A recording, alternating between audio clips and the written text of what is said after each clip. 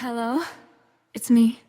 Darling girl, let's talk for good vibe. Minsan hindi natin maiwasan sa comment section na makabasa tayo ng mga comment na, ano ba yan? Kunting bagay, re-reactionan. Ano ba yan? Kahit ganyan, re-reactionan. Ano ba yan? Hindi matapos-tapos ang issue. Di ba? So, ikaw na nag-comment ng ano ba yan, hindi matapos-tapos ang issue, isa ka rin sa dahilan na hindi matapos-tapos ang issue, no? Yung mag-comment ka, ano ba yan, hindi matapos-tapos ang issue. Kasi may mga reactor na pag nabasa niya yun, re-reactionan ka, sasagutin ka kung bakit hindi matapos-tapos ang issue. So, hahaba ang kwento. May mga dahilan din, kasi nga, itong mga reactors, dito sa Team Kalinga, may mga charity vloggers, may mga reactors. So itong mga charity vloggers, ang nangyayari ngayon sa Kalingap, nagre-reaction din sila. No? Ang kanilang position or position sa Team Kalinga, pag nag-apply ka, yan, katulad ng mga ID namin, may mga pangalan yan, at ano ba ang position mo? Ayan, no? Reactor. Ano position mo, reactor? Naalala ko sa isang GC na, ano ba yun? Yung name, tapos position, telephone number, address. Tapos may isa doon ata, doon sa Karip ata yun, pangalan niya, ang position, ang sinabi niya, standing position, ano ba yun? Pero ibig sabihin, no, charity vlogger ka ba or reactors, no? So, halong good vibes na yung reaction natin. Position mo, reactor, charity vlogger. Dito sa Team Kalingap, napapansin ko, uy, mga charity vloggers nagre-reaction na. Ano? Bakit sila nagre-reaction? Pero may mga ano talaga, charity vlogger, dalawang posisyon nila. Katulad ni Kuya Mil, katulad ni Sir Virador, si Bobby TV, no? Charity vlogger reactors, mga ganun yan. Sino pa, no? Sino pa dyan, no? Kasi marami na sila dati. Ang nalaman ko yun, si Kuya Mil, si Virador, si Bobby TV, na charity vloggers. At the same time, reactor. So ngayon, papataka ako, mga charity vlogger naging reactor na. Bakit? Kasi, yung gulo na nangyari sa Kalingap, katulad yung nangyari sa Kuya Balpin na Tolpo, charity vlogger sila. Habang nagla-live sila, itatopic nila yung nangyari kay Kuya Val. Magbibigay sila ng kanilang opinion, magre-react sila sa gulo. Ano ba yung masasabi nila sa nangyari, lalo na pag-issue na mahaba-habang usapan. So yun, dumadami, no? Every yun, marami nagbibigay ng kanilang opinion, nagla-live ang iba, gumagawa ang iba ng video. So ang issue na isang business lang, dumadami o mahaba kasi maraming pag-uusapan dahil kami ng mga reactor, tayo ng mga tao, magkakaiba ang ating opinion, magkakaiba ang ating saloobin. O di ba po? Minsan yung sabi, pati yan, maliit na bagay, re-reactionan. Kasi, bakit nare-reactionan? May mga tao kasi na simpleng bashing, simpleng comment, may mga tao na sensitibo, nasaktan.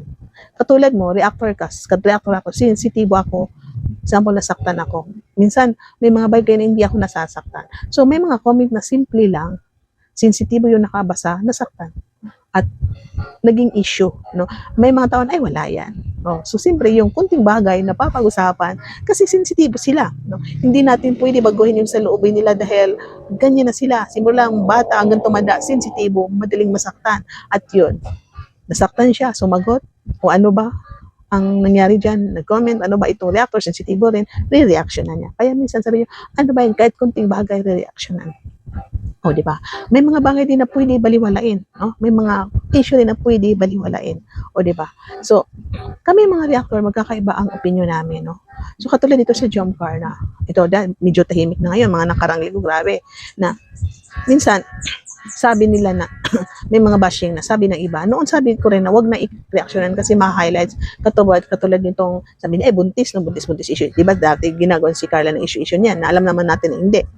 So, pwede naman na manahimik tayo, wag natin reactionan. Pero minsan, kailangan natin reactionan kahit hindi totoo. Dahil may mga iba, lalo na pag mga bagong followers na nagsisimula pa lang, hindi nila alam ang kwento sa Kalingap, hindi nila alam ang kwento nito mga beneficiary dahil dumating lang sila doon na sila sa dulo, hindi nila nakuha ang full na kwento, baka maniwala. So tayo ng mga reactors, magbibigay tayo ng opinion. Re-reactionan natin yung issue na yun at ang sasabihin natin is hindi totoo. No? Hindi totoo dahil hindi talaga totoo. So, minsan sabihin niya, huwag na reaksyonan kasi naha-highlights. Dati, yan ang aking mindset. Pero katagalan, sabi ko, reaksyonan ko. Kasi minsan may mga reactors na papanood mo, tapos na yung issue, patapos na. May mga topic minsan, issue na, patapos na.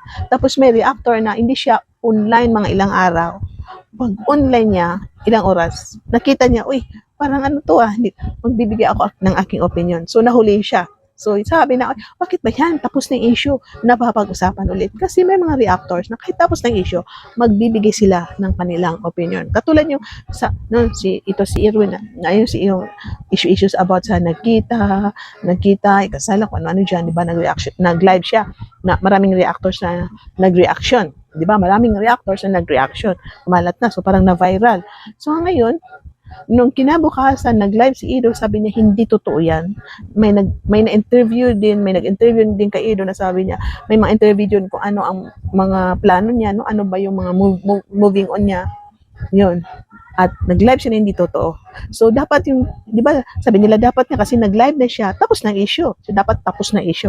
At siyempre, dahil nalaman natin na tapos ng issue sa nag-live si Ido, o sino man na tulad kay Jomar din nun ay, sinagot na ni Jomar, sinagot na ni Ido, sinagot na nitong mga kasamaan ang issue.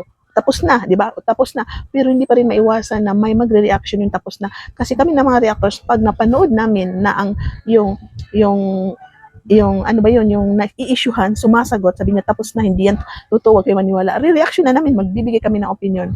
At yun, ipagpaalam natin, sasabihin natin sa ating mga followers na hindi totoo, sabi ni Ido, sabi ni Jomar, o sino man dyan. At kaya yun, umahaba ang usapan, no? Kasi papag-usapan natin, hindi natin halo kayo, nagagawa tayo ng kwento pag-usapan. Siyempre, para mag-conclusion, para i-close ang topic, dahil sabi ni ganito sa live niya, hindi totoo, tinanggi, hindi totoo. So, kaya yun, nadudugtungan pa rin ang issue. So, dito sa Jomcar din, meron din sabi na, ay baka nag-iingay kayo kasi para mapag-usapan. So, iwan ko rin, no? So, normal talaga kasi tayo mga reactor, yun din ang trabaho natin. So, para mapag-usapan. Hindi naman siguro para mapapag-usapan dahil simple normal yun na may narinig tayo na hindi maganda. Ang iba nga kahit mga usap-usapan nila sa mga nagla-blind item sila para lang may mapag-usapan, di ba? Nagla-blind item sila sa mga maritisan, kung ano man dyan, para lang may mapapag-usapan. Which is yung maritisan nila, totoo ata yun. So dahil ni-reaction niya, linabas niya ang blind item at yung isa na reactor or sino man na nakarinig, na-gets niya, uy, magandang usapan to, pag-uusapan. Kasi nga trabaho natin is isang reactor. So kayong mga manonood supporters, go with the flow na lang kayo. Kung marinig niyo yung mga reactors na yun, uy, tapos na yan, pinag-usapan pa. Kasi yung reactor na yun, magbibigay siya ng opinion doon sa napanood niya. Kahit tapos na yung topic, tapos na yung issue, may narinig siya na bagay doon sa live at nag-content na mayroon siya nabanggit, uy, parang ano yun gusto ko reactionan yung sinabi niya. Gusto ko reactionan na hindi ko gusto. Gusto ko reactionan na positibo. Kaya humahaba ang kwento. So, sana kayo ng mga manunood, mag-gets na lang ninyo, no? Mag-gets na lang ninyo, maunawaan na ninyo na itong mga reactors is ganyan talaga ang buhay nila. Yung magmamaratis, magbabalita, magsasaway, magbibigay na kanilang opinion, mag-a-advise sa mga kasamahan. Kaya dito sa thumbnail natin, Jomcar, lagi may issue. Jomcar, walang katapusan. O, yan ang ita-thumbnail natin na. Kasi, yun nga, no? Pag may issue, yun, no? Gagawa ng issue. Pag may issue, re-reaction na dun sa mga comment section, no? Ako minsan, hindi ko rin re-reaction na yung mga comment sa akin. Dinidelete ko na lang. Minsan, inahay ko, binablock ko. Kasi minsan, sabi ko, wala naman ito kakwenta-kwenta, no? Kasi sinabi ko na nga sa vlog ko, yung sinagot ko na nga, kinoment pa din sa baba, hindi niya tinapos, pero ang sarap reaction na bulag ka ba, bingi ka ba, mga ganon. Kasi yung binigay mo ng opinion mo sa video na yan, binigay mo na yung opinion mo sa video na yan, pag kita niya sa thumbnail, hindi niya pinanood, nag-comment. So, may mga minsan mga reactor na, dahil sa inis mo, nag-comment ka na, re-reactionan mo ulit, o diba? So, kahit minsan hindi natapos-tapos, katulad sa thumbnail natin na, Jomcar, may issue ba? May issue na naman, hindi matapos-tapos, ganyan po. At minsan may mga basher, no? May mga basher din na nagbabash sa mga comment section.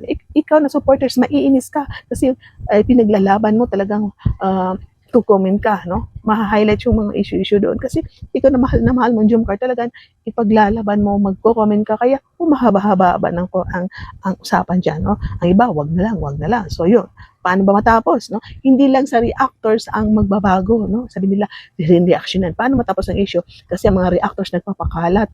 Hindi po, no? Gusto ko nilagay sa thumbnail ko, bakit ang reactor ang sinisisi na nagpapakalat? Hindi po, no? Kasi minsan, pag may nag-post, sino bang unang-unang magpo-comment? Di ba kayo ng mga supporters, mga viewers na active sa comment section, kayo ang unang-unang kumakalat yan. Kasi sinishare ninyo yung post na issue, sinishare yun sa mga GC, sinishare yun, nagko-comment kayo doon mahaba-haba. Kaya itong mga reactors, nakita nila dahil yun na-highlights yung bashing, yung post, minsan, na-highlight sa kaka-share nyo, kaka-comment ninyo, kami ng mga reactors, uy, magbibigay ako aking opinion, no? Dapat sawayin ko yan, magbibigay ako ng aking, analytics ba yan, professional,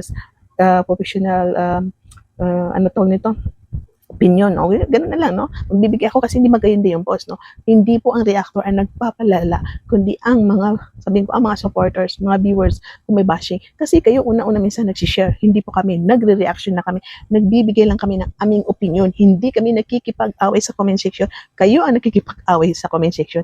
Ito yung mahilig makipag-away na, kunting ano lang, mag-post, magparinig, no? Kunting may marinig siya sa mga kasamahan, masama ang loob na may mga wakwakan daw dyan, may mga nangyayari daw dyan na makaano lang daw, makaano yun. Tapos mamaya, ipopost o, di ba? Kayo ang nagpapalala. Kami, mga reactors, nagbibigay lang kami ng opinion na hindi ganito, bakit nagkaganito. In the end, kami mga reactors, sa dulo, nag-a-advise, no? Nag-a-advise kami na magkaisa. Oh, so hanggang dito lang po ating reactions. Thank you po sa panonood. Shout out. Paki-like ang ating reactions video. At ingat po kayo. Bye-bye. God bless you everyone. Keep smiling. Darlay ni vlog ang boses ng jungkal Pingkalingap ang sigaw ng nangangailangan ng tulong